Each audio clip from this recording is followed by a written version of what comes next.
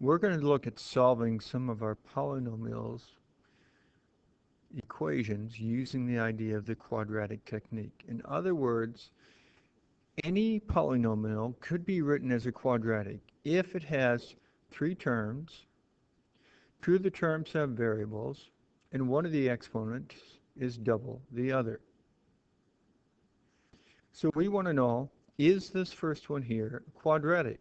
Well, it does have three terms, does have two of them with variables, and you notice your exponent of 6 is double your exponent of 3. So yes, the first one is quadratic. The question is, what really would have to be going in the boxes here for it to be quadratic? Well, if it ends up being quadratic, it's always going to be your term with the smaller exponent, which is your x cubed. Now, you'll notice here in the very beginning, you have an x cubed all squared. Once again, what do you do with those exponents? You multiply them, and 3 times 2 is your 6. As you take a look over here, is this one quadratic? Yes, it has three terms. Yes, it has two of them with variables, but 4 is not double 3, so it is not quadratic. So, is this one here quadratic?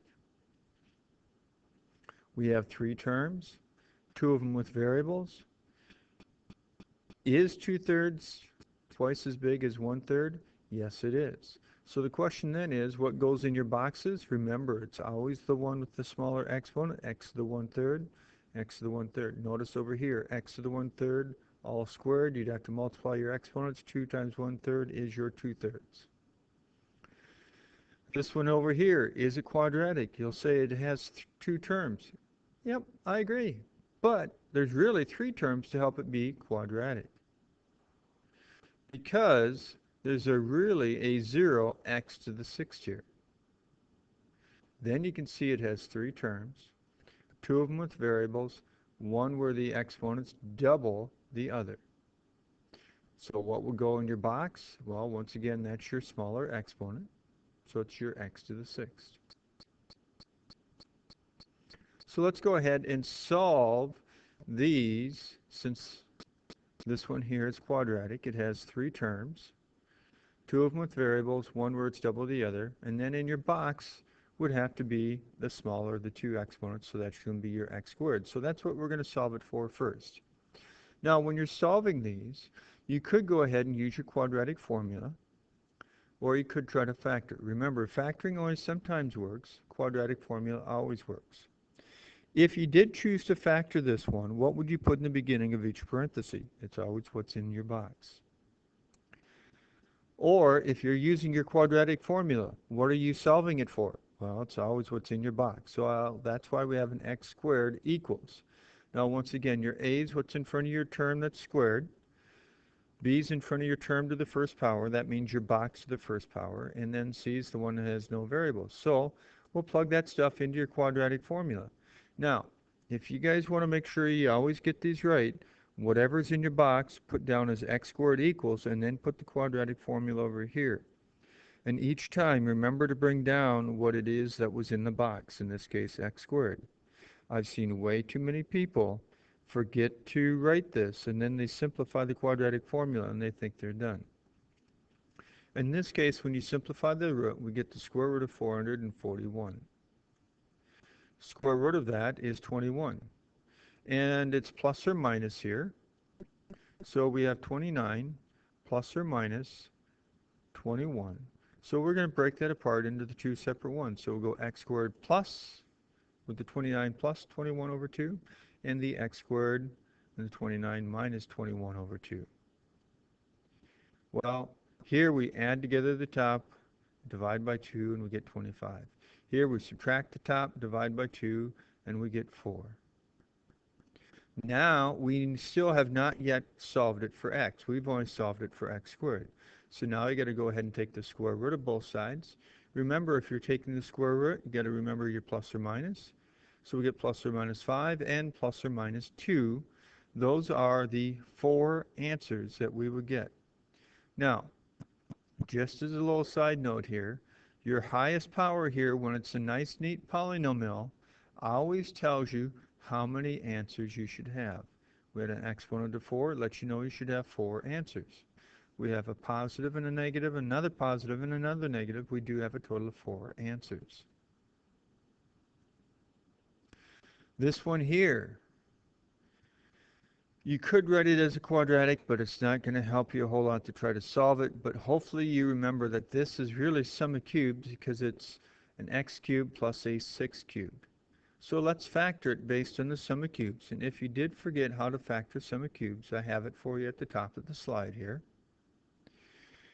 So you're going to replace all your circle things with an x, all your triangles with a 6, and then we get this. We've looked at solving things with sum of cubes before. Two things multiplied together, so you know the first thing's got to be equal to 0. And so then you get x to be a negative 6 when you solve that. Or the second set of parentheses has to be 0. So you go ahead and set that equal to 0.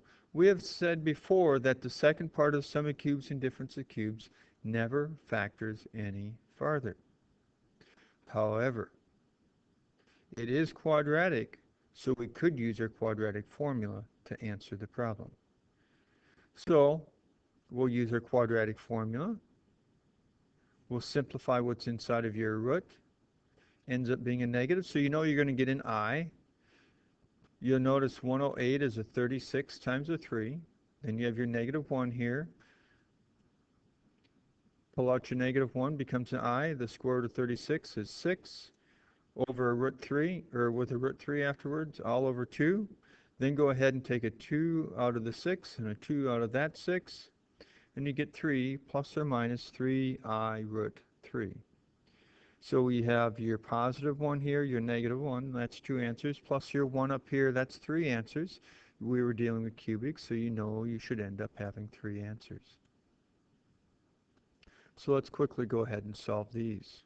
This is quadratic, 3 terms, 2 of them with variables, 1 where the exponents double the other. So once again, you're going to be solving it for the smaller of the 2 exponents. That's what's in your box, which in this case is your x squared. Could use your quadratic formula here. Your a is 1, your b is negative 10, your c is 9. Simplify what's inside of your root, and you get 10 plus or minus 8 all over 2. Then you need to go ahead and make sure you break it apart into the 10 plus 2, 8 over 2, and the 10 minus 8 over 2. Then you get 18 over 2, or 9, and the square root of 9 is plus or minus 3. 8, or 10 minus 8 over 2 is 1. Square root of 1 is plus or minus 1. You get 2 answers here, 2 answers here, a total of 4 answers, which you knew you should have because you started with an x to the 4th. Now over here, you cannot use that idea of how many answers you should have because it's not a polynomial because our exponents are not positive whole numbers. However, it is still quadratic, so we could go ahead and solve it. Because we have 3 terms, 2 of them with variables, and 1/2 is really double 1/4. So once again, you'll be solving it for the smaller of the 2 exponents. So we'll be solving it for an x to the 1/4. That's what goes inside of your boxes. So you're going to go x to the 1/4 equals, and then you could use your quadratic formula over here.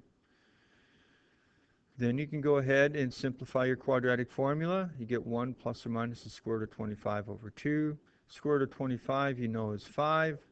So you get 1 plus or minus 5 over 2. Remember to always continue to write that x to the 1/4 here for this problem because that's what was inside of our initial box, or the x squared on the one on the left over here. However, we break this apart into a 1 plus 5 over 2, which you know breaks down to 3. And then you get a 1 minus 5 over 2, which you know breaks down to be a negative 2. We now need to go ahead and finish solving this because we're trying to solve it for x. Right now we have an x to the 1/4. Well, we need to go ahead and finish solving this. You got to get this exponent on your x to the 1/4 to be a 1. So you got to raise both sides to the 4th power to undo that because your 1/4 power raised to the 4th gives you an exponent of 1. So here you have a 3 to the 4th, which is an 81. Or over here, you'd have a negative 2 to the 4th, which you know is 16.